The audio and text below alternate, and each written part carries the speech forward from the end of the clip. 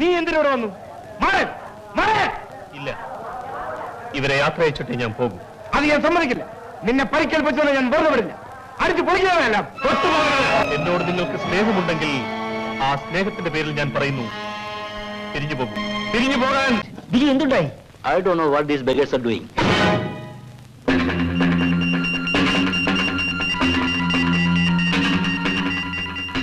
What did you say? Buggers. Maybe we are poor. Coolies. Trolley pullers. But we are not buggers. You enjoy this status in life because of our certain blood. Let it be the last time. If you dare to say that word once more, I will pull out your bloody tongue. Sorry, sir.